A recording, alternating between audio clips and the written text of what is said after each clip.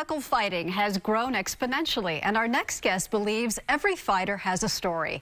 Here to share the mindset of a bare-knuckle combat sport champion is the founder of Bare Knuckle News, Susan Cingari. Welcome to Bloom, Susan. Thank you for having me. It's a pleasure. So tell us about Bare Knuckle News. What is it? Well, Bare Knuckle News was started a few years ago to really cover the fighter's perspective of the stories, taking a look at the more intimate behind the scenes of what goes on.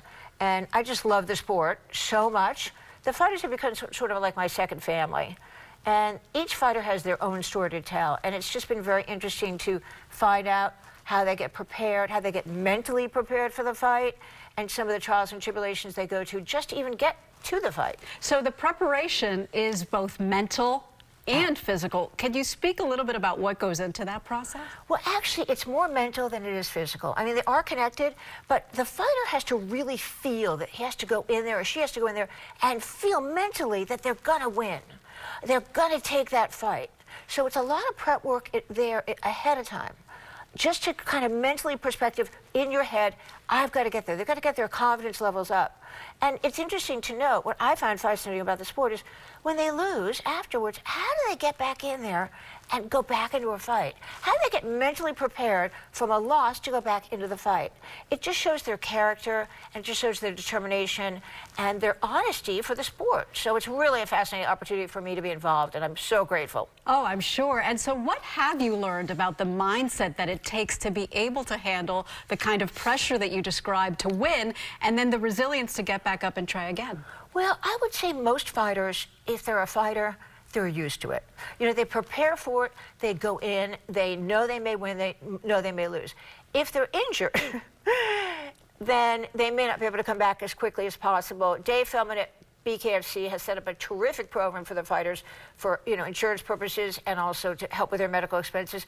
And so what I've learned is that, if you have I was doing a story a couple of months ago, and I had a little teeny broken foot, and I was walking around in it. Now, what am I going to say to the fighter? They've got blood dripping out of them, their knuckles are bruised, their eyes are all, stitched up, and I'm going to go, oops, sorry, I can't do an interview because my toe hurts? Yeah. It doesn't happen. It kind of makes you feel like, man, they go through far worse. We can't complain about our little grievances, correct? Right. So I'm sure you've learned a lot about just life from them. I have. I mean, their determination, their persistence, their work ethic, their integrity.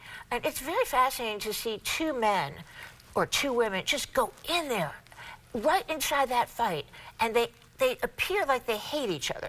So they're mentally preparing themselves to do war inside whatever they're fighting in. Can you describe what that's like for someone who's never seen a bare-knuckle fight? Well, first off, it's amazing. I mean, it's very different than any other combat sports because they're only using their hands. So they have to be very strategic at where they punch. Because if they punch somebody in the face here and they break their hand first round, well, guess what? They're going to have to continue fighting. And what's fascinating is that most of them will fight with injuries. Some of them will fight with a broken rib. They'll just keep on going. It's just the determination, the stamina, the mental stamina, the physical stamina of the fighters is so inspiring to me. Really inspiring to me. Well, obviously it's inspiring to many people because of your 4 years. How many followers? I think we're up to, I don't even know, 12 million? Yeah. I mean, what do you think is resonating with people, or what do you hope is resonating with people? Well, my goal to get into this field and leave regular television news and sports entertainment was really to change the perception of what the fighter is. My dad, when I first started, was like, what are you doing in a gym with half-naked men? I'm like, Dad, that isn't what it's all about. What it's about is the fighters are giving up so much to be in the fight.